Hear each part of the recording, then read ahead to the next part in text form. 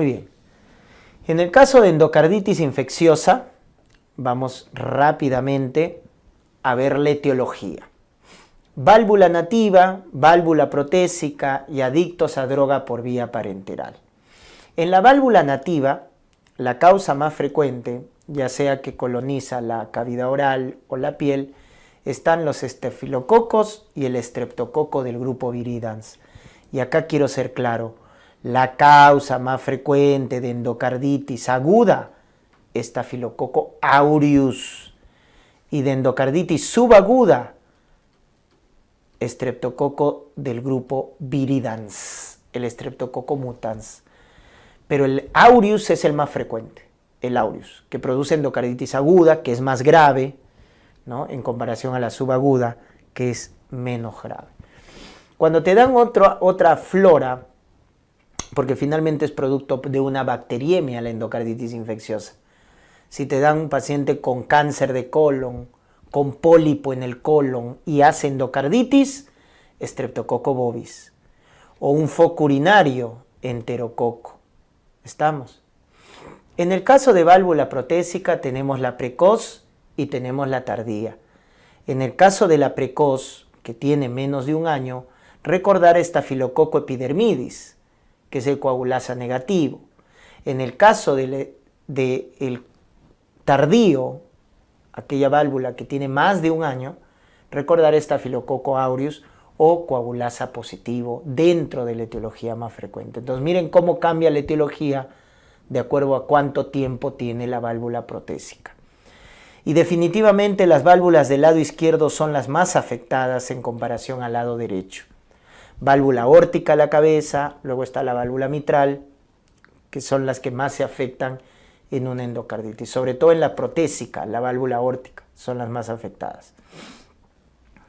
Diferente en el adicto a droga por vía parenteral, donde la más afectada es la del lado derecho. Esa es la excepción. Cuando te digan en drogadictos, la válvula más afectada es la válvula tricúspide. Y la infección más frecuente es por el estafilococo dorado, estafilococo coagulasa positivo o estafilococo aureus, ¿ya? Eso hay que tener en cuenta en los adictos a droga por vía parenteral. La lesión patológica es esta, ¿no?, la llamada verruga bacteriana, ¿correcto? La verruga bacteriana o vegetación séptica.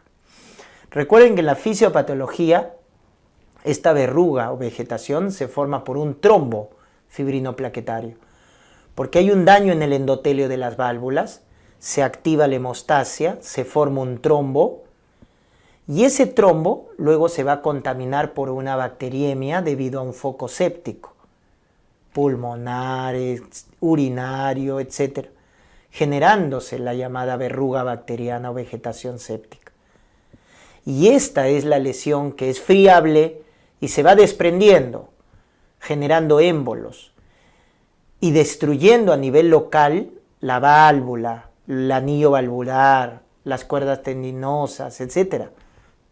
O sea, destruye el aparato valvular, produce invasión local formando abscesos y luego se desprenden también estas vegetaciones generando émbolos a nivel sistémico o en el caso del adicto a droga por vía parenteral a nivel pulmonar. Esa es la fisiopatología entonces de la endocarditis. Se forma un trombo, se contamina por bacterias, sobre todo gram positivas, y luego esa vegetación o verruga empieza a destruir la válvula, produce abscesos o se generan émbolos porque esta vegetación se va desprendiendo, sobre todo las vegetaciones grandes, y generando émbolos sépticos que se disparan a nivel sistémico o pulmonar. Los criterios de Duke nos sirven para el diagnóstico, definitivamente, ¿no? Cuando nos preguntan directamente criterios mayores, hemocultivo, 2 hemocultivos positivos, o el ecocardiograma positivo, que nos dicen vegetación, absceso, o la prótesis valvular que se ha desprendido, o la nueva regurgitación. O el único criterio mayor clínico, que es el soplo de regurgitación. Soplo de regurgitación. O serología, caso de anticuerpos, para Coxiella burnetii, ¿ya? Perdón.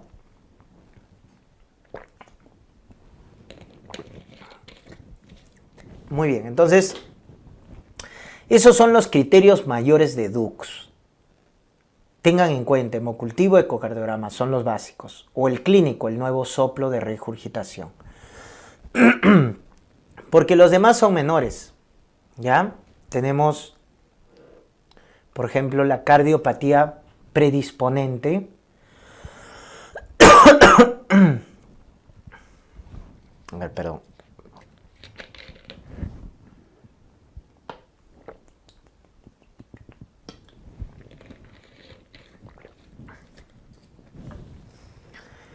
O sea, dentro de los criterios menores tenemos el paciente que tiene una cardiopatía subyacente, ¿no?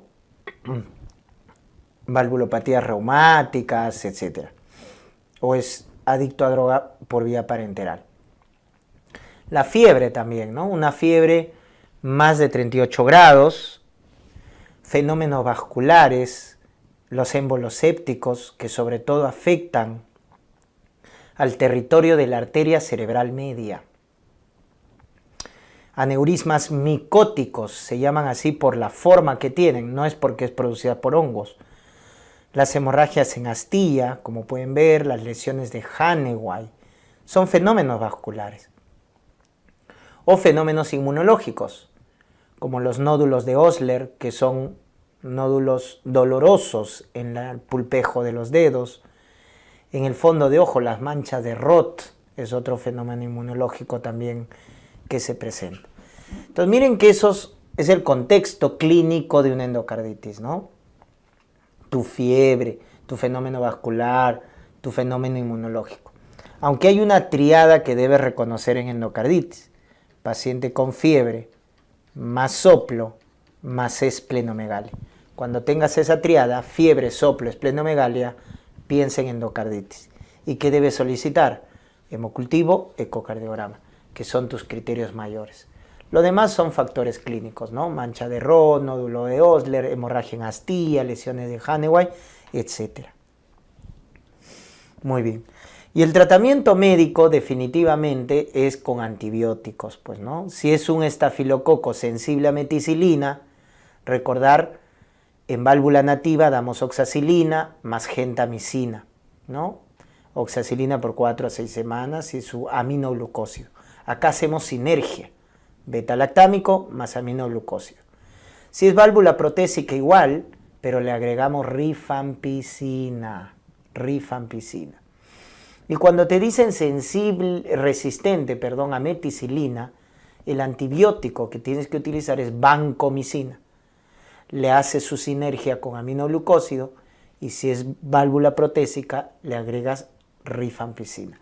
Mira que acá en la endocarditis el tratamiento antibiótico se hace sinergia con 2 bactericidas, un beta-lactámico que inhibe la síntesis de pared celular con un aminoglucósido que inhibe la síntesis de proteínas, ¿ya?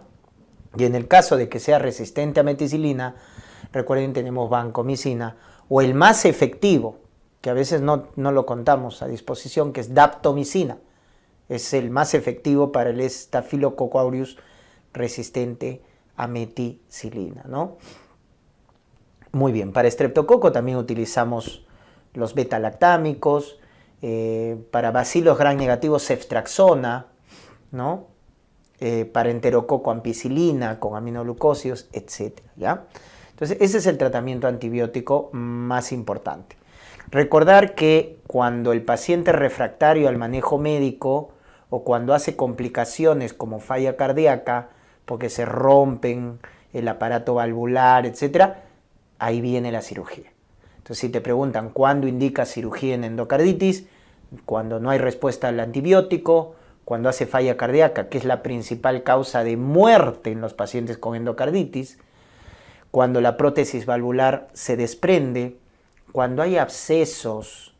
Cuando se forman abscesos, el manejo médico ya no sirve. Por eso hay que operar. Embolismos a repetición o cuando se afectan arterias. Y la prevención es muy importante. En aquellos pacientes de alto riesgo, prótesis valvular, valvulopatía mitral o aórtica por fiebre reumática y en los niños cardiopatías congénitas, CIB, PCA, tetralogía de Fallot, coartación de aorta.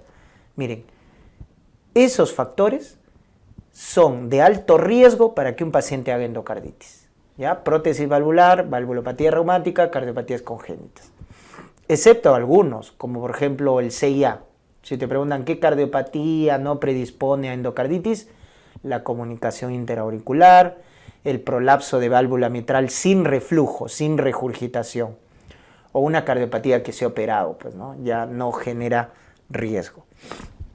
Entonces, si un paciente tiene esos factores de alto riesgo y se va a someter a un procedimiento invasivo, odontológico, las endodoncias, o endoscópicos con biopsias que generan bacteriemia, esos pacientes que tienen los factores de alto riesgo y que se van a someter a procedimientos invasivos, debemos darle profilaxis antibiótica. Está aprobado. Por vía oral, amoxicilina. Si es alérgico, clindamicina, sobre todo, si es alérgico a beta-lactámicos. Y por vía endovenoso parenteral, ampicilina, ¿no? Y en caso de alergia, clindamicina, ¿ya? Entonces, miren, la pauta es amoxi, si es alérgico, clinda, por vía oral.